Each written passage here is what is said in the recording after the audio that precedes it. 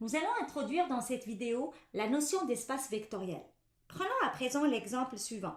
On considère une droite D sur laquelle on a placé des points U égale à 3, V égale à moins 2 et W égale à moins 4. Vérifions quelques propriétés sur cette droite. Au premier calcul, U plus V, on aura 3 plus moins 2, ça donne 1. On voit bien que cette valeur est sur la droite D. Ainsi, on a la propriété suivante. Si l'on considère deux éléments sur la droite D, U et V, alors leur somme U plus V reste sur la droite D. On appelle ceci la fermeture de l'addition. On remarque maintenant que calculer la somme U plus V revient en même que calculer la somme de V plus U. On aura moins 2 plus 3, ça donne 1. Ainsi, on a la propriété notée par A2. Si l'on considère deux éléments sur la droite D, alors la somme U plus V égale à la somme de V plus U. On a ainsi la commutativité de l'addition, c'est-à-dire qu'on peut additionner deux éléments sur la droite D dans l'ordre que l'on souhaite. Effectuons maintenant le calcul de la somme de U plus V plus W. On aura dans ce cas-là 3 plus moins 2, ça donne 1, plus W qui est moins 4, on obtient la valeur moins 3. On remarque que ceci revient en même que de calculer U plus V plus W. Donc on aura 3 plus V plus W qui est moins 2 moins 4, donc c'est moins 6. 3 moins 6, ça donne moins 3. Donc les deux expressions sont égales. On a ainsi la propriété A3.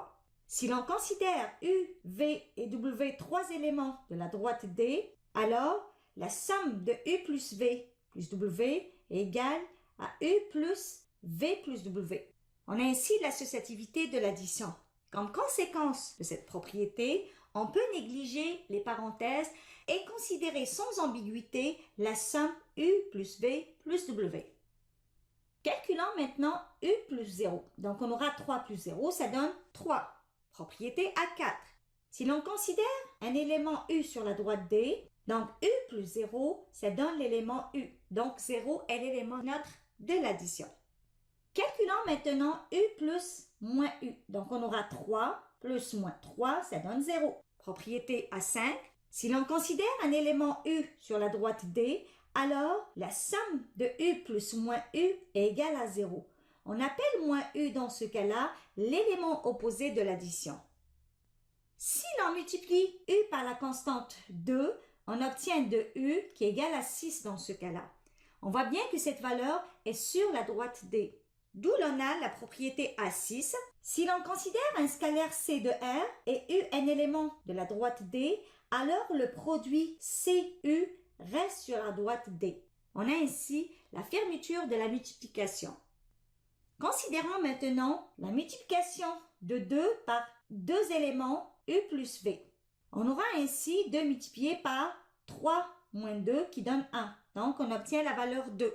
De la même façon, calculons 2U plus 2V. Donc on aura 2U qui est égal à 6 plus 2V qui est égal à moins 4. 6 moins 4, ça donne 2.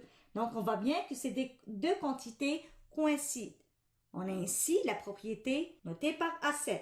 Si l'on considère une constante C de R, et puis deux éléments sur la droite U et V, alors C multiplié par U plus V, ça donne C multiplié par U plus C multiplié par V. On a ainsi vérifié la distributivité par rapport à l'addition des vecteurs. Prenons maintenant deux scalaires 2 et moins 3 et calculons 2 moins 3 multiplié par U. Donc on aura moins 1 multiplié par 3, ce qui donne moins 3. On remarque que ceci revient au même que de calculer 2U moins 3U. Donc on aura 6 moins 9 qui est moins 3. Donc les deux expressions sont égales. Ainsi on a la propriété A8.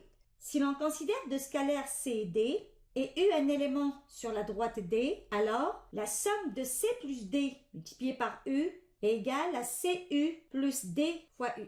On a ainsi la distributivité par rapport à l'addition des scalaires. Prenons maintenant la multiplication des deux scalaires 2 et moins 3 multiplié par un élément U qui se trouve sur la droite D qui est égal à 3 dans ce cas-là. Donc on obtient moins 6 fois 3 qui donne moins 18. Calculons maintenant 2 multiplié par moins 3U. Donc moins 3U c'est égal à moins 9. 2 fois moins 9 ça donne moins 18. Donc, on voit bien que 2 fois moins 3u égale à 2 fois moins 3u. Ainsi, on peut énoncer la propriété A9. Si l'on considère deux constantes C et D et U un élément sur la droite D, alors la multiplication de CD fois U égale à C multiplié par DU. On a ainsi l'associativité de la multiplication. Notons juste ici qu'on a ici la multiplication entre deux scalaires.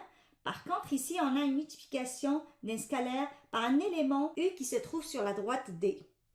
Finalement, calculons 1 fois U. Donc, on aura 1 fois 3 qui est égal à 3.